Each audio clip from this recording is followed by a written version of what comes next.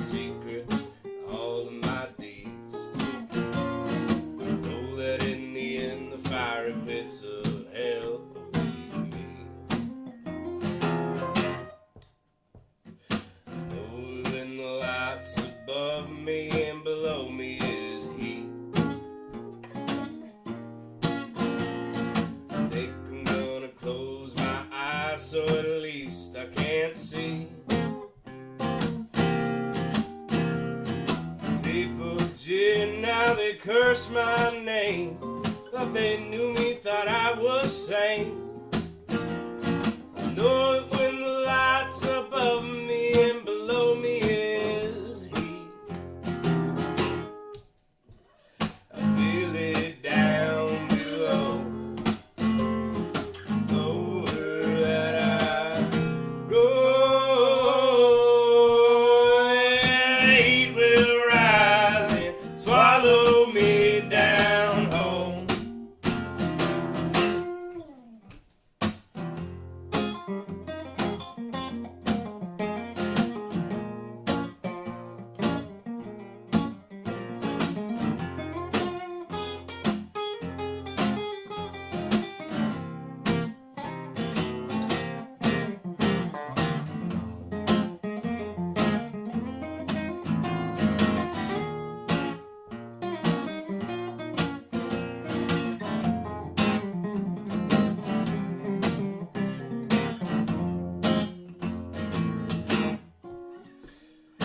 See angry faces lit by the moon and the flame.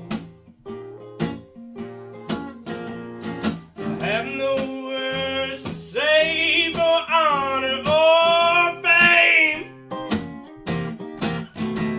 The only words that I await bring the floor from out of my feet. I see angry faces lit by the moon and the flame. They're bristling needles stab me around my throat. Oozes blood drops down towards my next home. A masked man stands by the leather harmony, ready to perform. Bristling needles stab me around my throat. I feel it down below, lower that I go. The heat will rise and swallow me down home. Charges a man with murder in the first degree. For vicious act performed too cruel to speak. Here he stands on the gallows now to face his crimes. For a man, this is not worthy to serve time.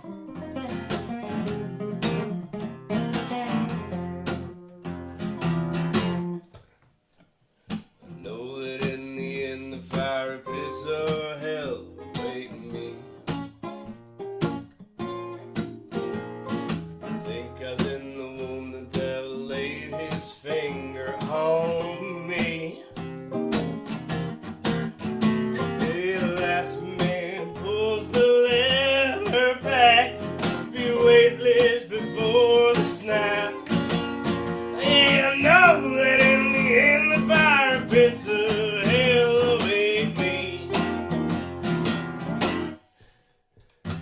Feel it down below. Lower than I'll go.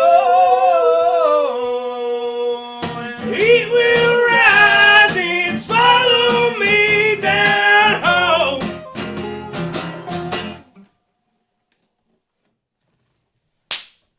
Fuck yeah.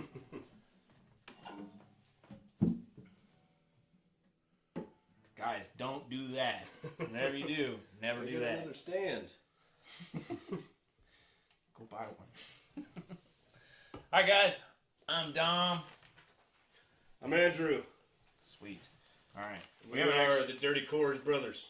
We are the Dirty Cours Brothers. This is the Dirty Cours Brothers podcast. Welcome. Absolutely. That song was called That song is Heat Will Rise. Heat Will Rise. Still working out the kinks. It's a brand new song. Really fun song. I like it a lot. It's because you get to play fast. I do get to play fast. I always get to play fast. Yeah, that's true. So, all right, real quick, catch up, guys. We're going to talk about, we actually have a format. So if you see me looking at this table, it's not because I'm longingly looking at my beer.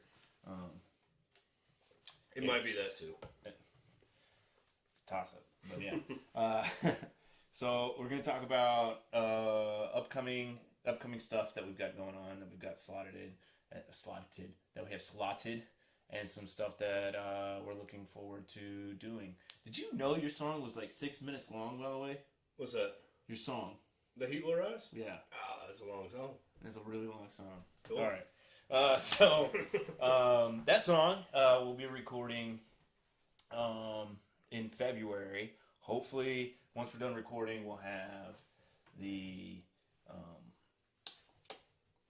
album will release 4 to 6 weeks after that. I'm not really sure how all this works. It's our first time going through the whole process.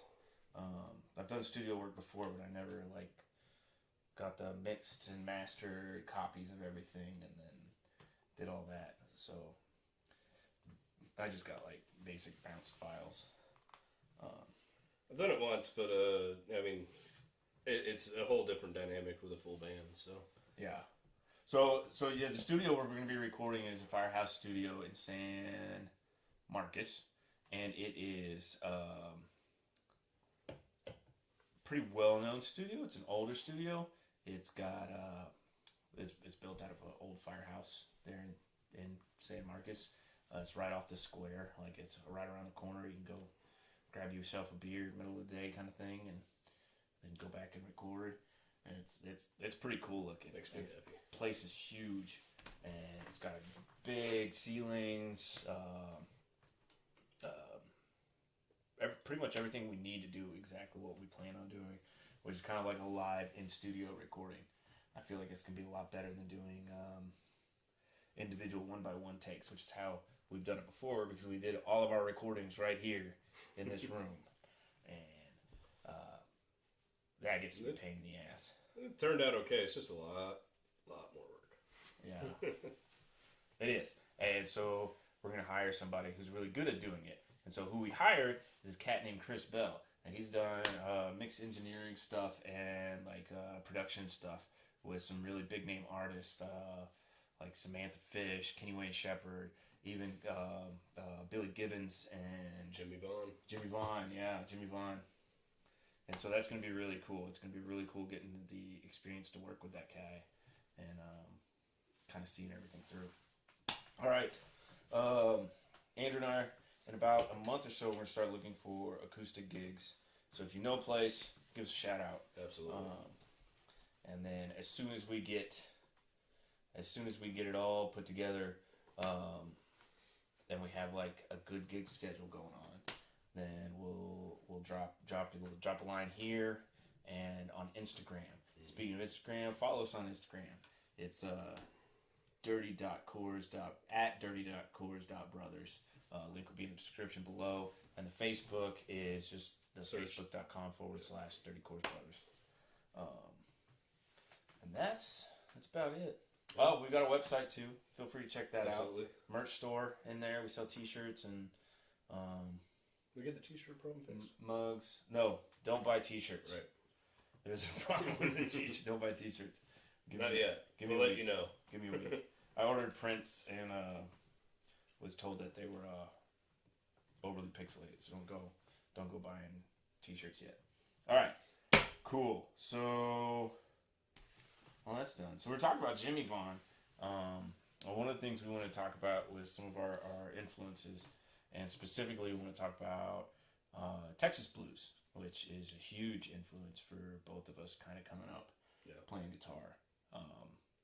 The first time I knew for a fact I wanted to learn how to play guitar, and I wanted to play guitar and sing music at the same time, was I was sitting at best friend's house growing up. It was right across the street from us when we lived down in Bastrop.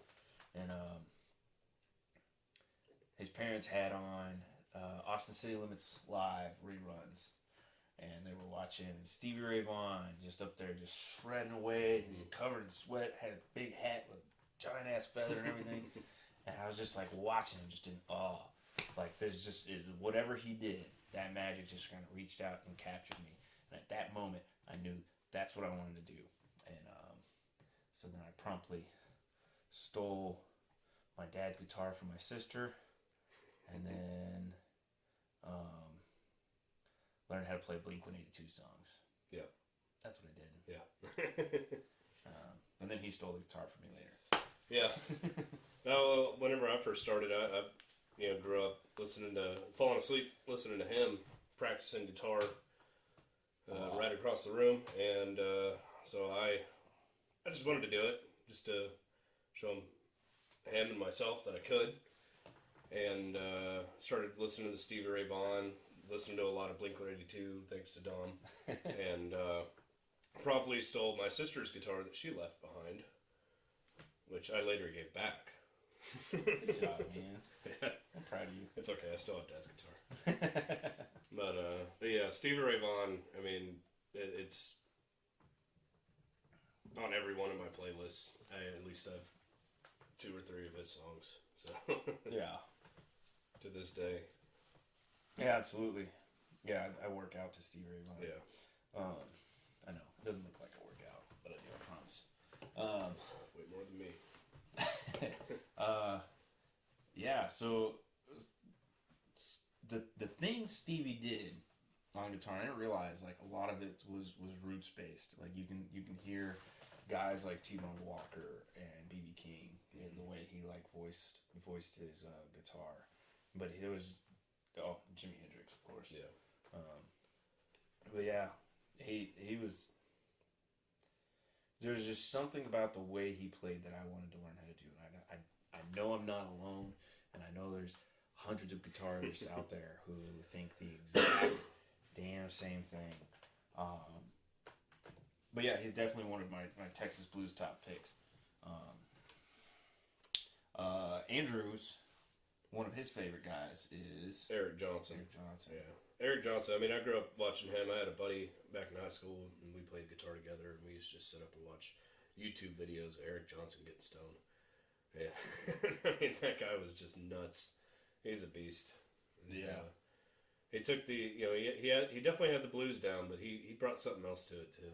He played that, what was that one that was real famous? Cliffs of Dover. Cliffs of Dover. I learned how to play the intro to that one. Yeah, that's about as far as I got, too. Yeah. It starts getting really complicated after that. Yeah. It's like most Tommy Emmanuel songs. I can learn the intro, too, but after that, it just loses me.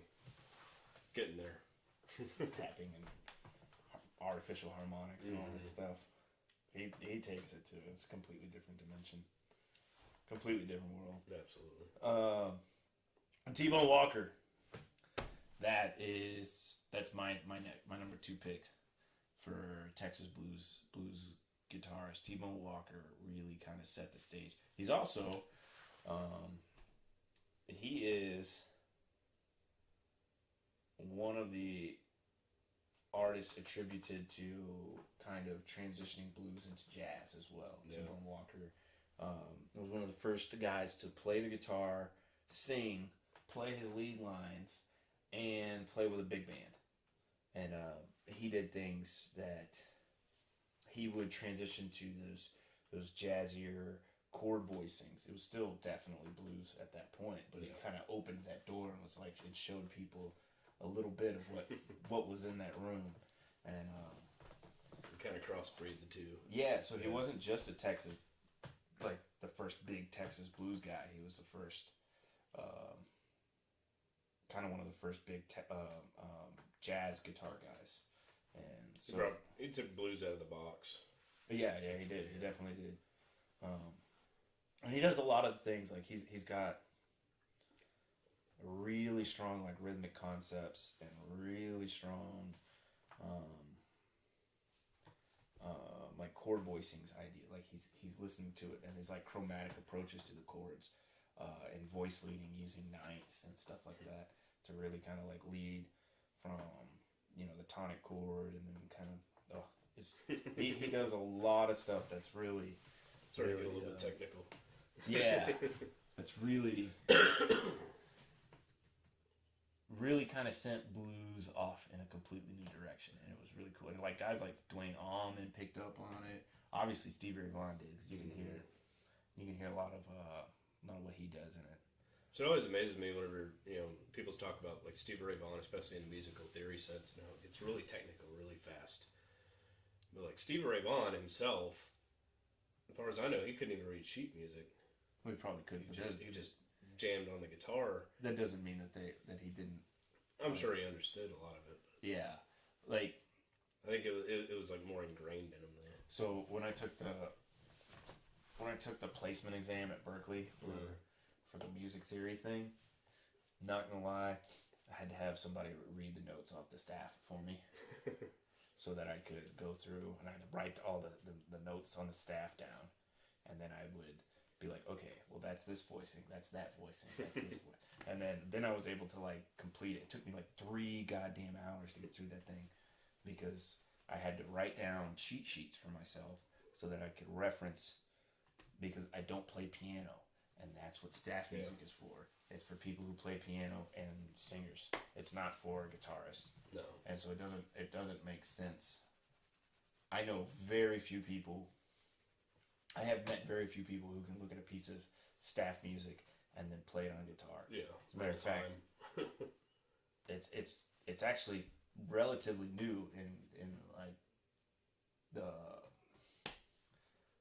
timeline as far as like how music has been written, because originally it was tab. Yeah.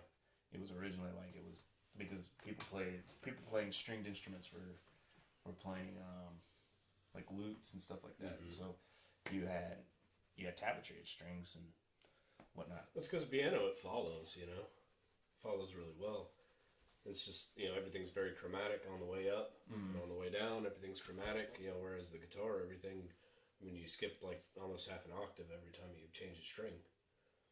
Yeah, well, it's a 3-octave range with 6 different voicings. Mm-hmm. So it's like having a 3-octave range keyboard. It's like having 6 3-octave range keyboards. Different octave ranges. Looking at it on the sheet music, you can have. You're talking about. I guess it's 2 octave ranges. Something that sits down, 3 or 4 bars below the staff, below your staff lines, and then 3 or 4 bars above the staff lines, just like that. And very, very quick. So if you're trying to read it as you're going. Well, that's why they have master staffs, but yeah. Well, like I get music for the Berkeley thing. I get staff music with stuff, and it has the tablature underneath it. I never use any of it. I just use my ears because that is how, ladies and gentlemen, how you learn how to play music. Yeah. You're not going to learn it by looking at paper. You're going to learn it by listening to it. You can look at paper all you want to, but listening to what you're trying to learn how to do is as far as I'm concerned, the only way to learn. It's true. Whenever he was playing in his room and I was falling asleep to it, and whenever I finally got a guitar, I was starting to try and pick out all the things that he was playing. I think I managed to do it one time, and you came in. You like almost busted down the door, and it's like, no, cut your fucking ears off. I was a very nice brother. Don't listen to him.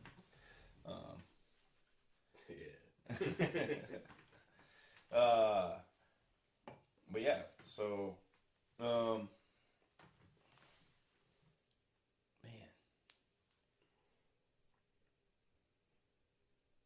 hell were we just talking about? About listening with your ears.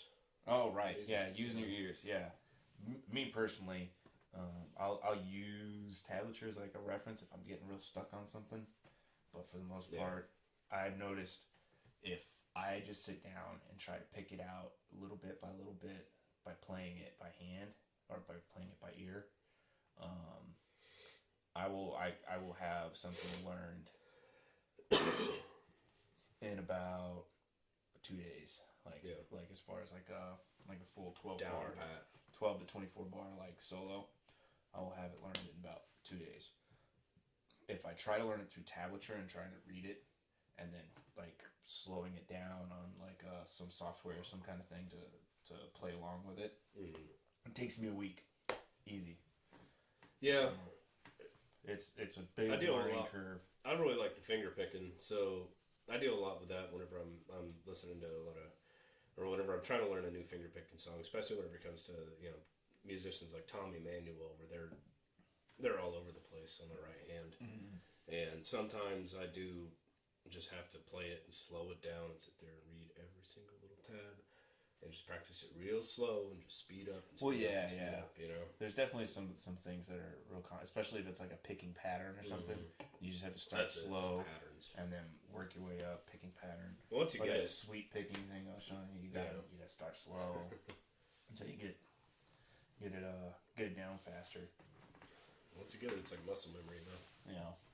So one of the things we want to talk about today was songwriting, but instead of talking about actual lyric writing, what we were thinking about talking about was songwriting for things like harmonic approaches with your instrument for blues and country and rock and different things you can do to kind of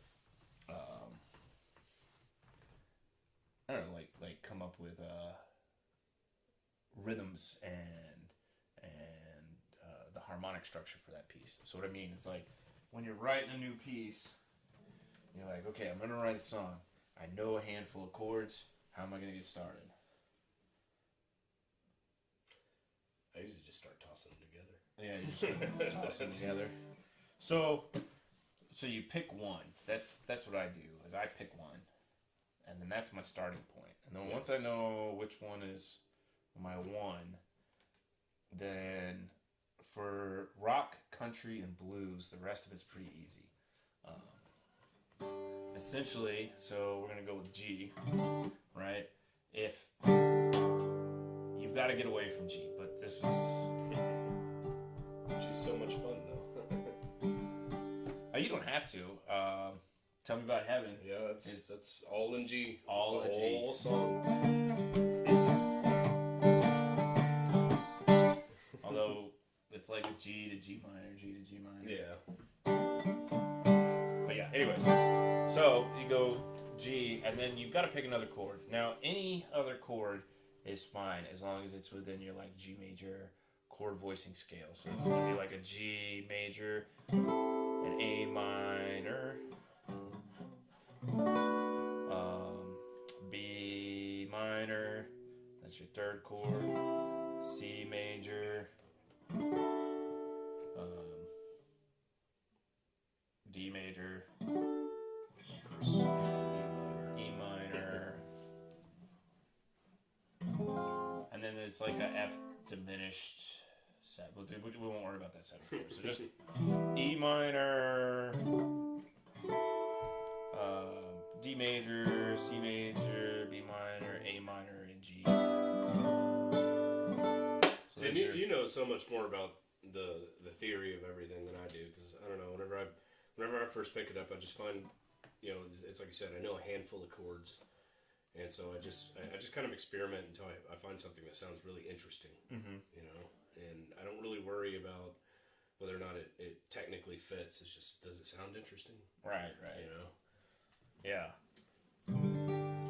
But there are some things that if you did know would make this process real easy.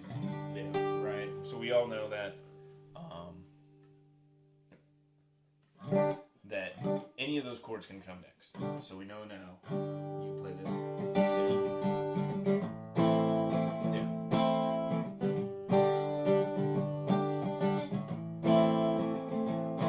if you go right back to the G, it doesn't sound very dramatic at all.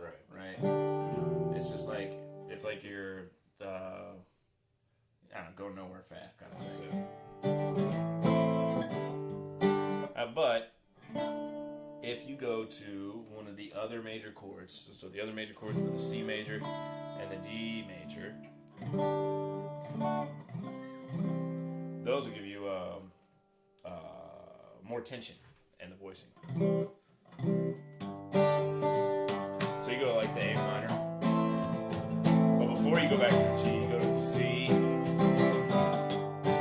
and then you come back. So that's kind of cool. So that's called a cadence, is going to there, or going to the D. And that's even more tension. So you can do that.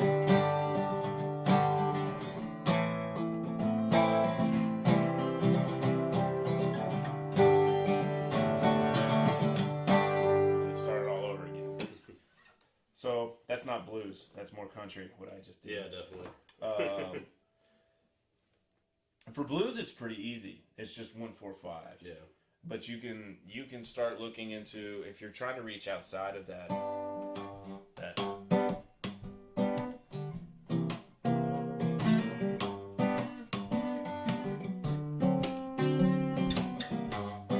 1-4 and that 1-5 kind of thing, or the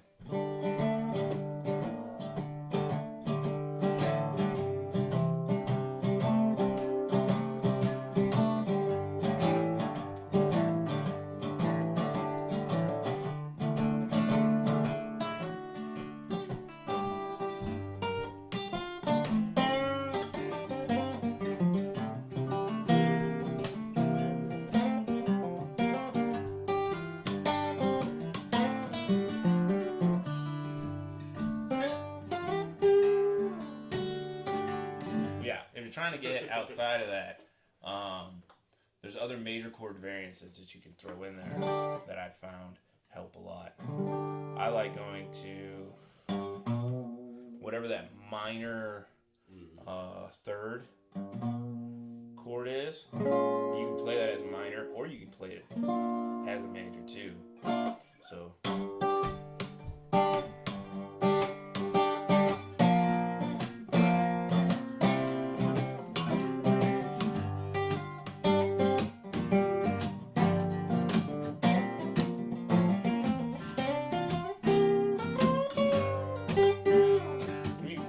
from different modes, like you can throw I like to put the F in as like a replacement for the 4 chord. So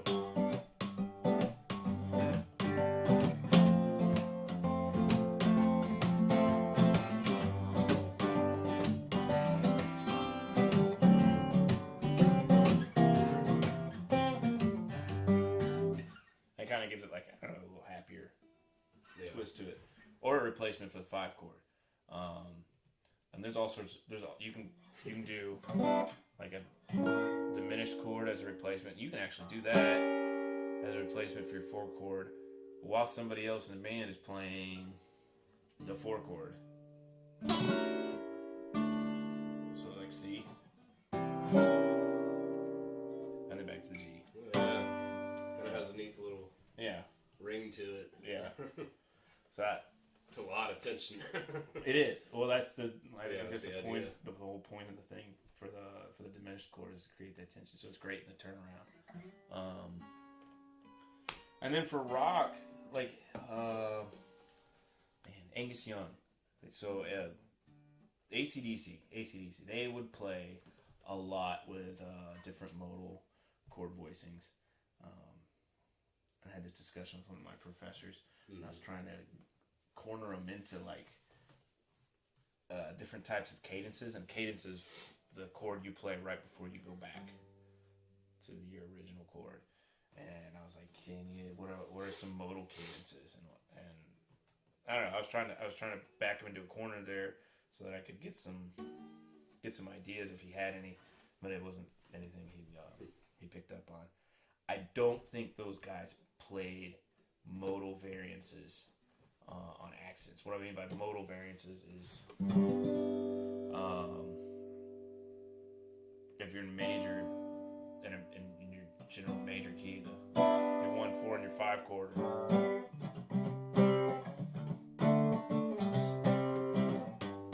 are right there. G, C, D. But you can throw in a modal variance of the Mixolydian scale, which kind of has this different feel to it. So you already got these 3 chords.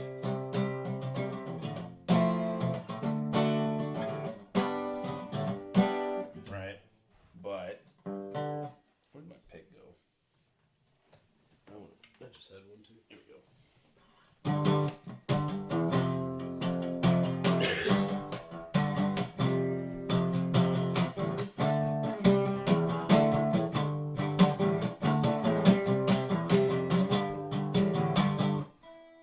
Off the cuff, right there.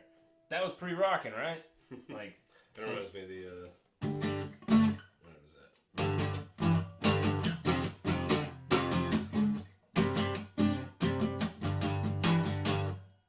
what's that? That sounds familiar. Yeah, I can't remember the name of the song. Oh, okay. Whatever that song is. Yeah. But yeah, so that's cool. That's ideas. I don't know. We want to try that out. Maybe we'll do like a little thing on songwriting. We'll talk about actually writing lyrics next time. But man, Went by pretty quick. yeah, it's a lot better than last time. Yeah. We tried to do this on Sunday, but he kept falling asleep in the middle of it because he was at the hospital all All night long night. for a good 20. He's fine. It's not. Yeah, good 30 hours or so I was awake. Sister-in-law gave birth to her first baby boy. So Pretty freaking sweet. yeah. So what did you learn? I learned about that diminish. That was pretty neat. Oh, the diminished. I really like the four. way that rang with the C. Yeah. Yeah. And then I learned that you like to get high while listening to Eric Johnson. Yeah, that was great. Eric Johnson, we would do it. Not currently. Yeah, not anymore. No, you have to work now and stay functional. So. All right, guys. So we're gonna call it there. I need to eat dinner. Finish drinking my beers. I'm gonna play y'all out a little ditty. This song is called Michael Malone, written by yours truly, and accompanied by his truly. That's right. Dirty Cours Brothers Band. Thanks for hanging out with us. Good stuff.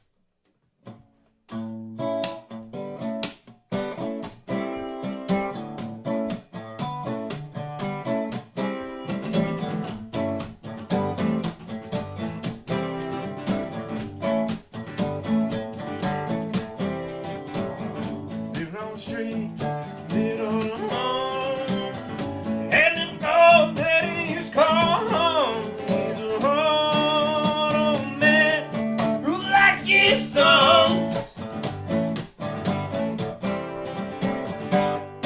This is the tale of Michael Malone.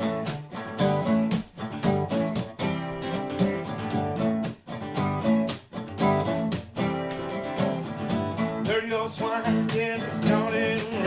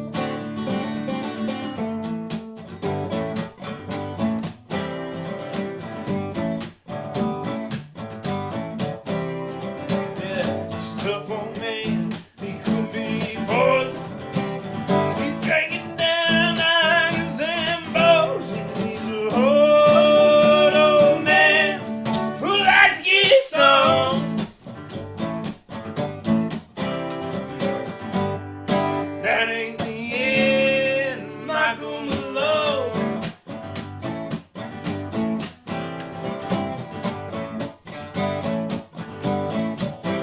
Oh yeah. Deep in the night, they conspire. Tonight they finish what they started to their old man who likes to get stoned. They killed that man named Michael Malone.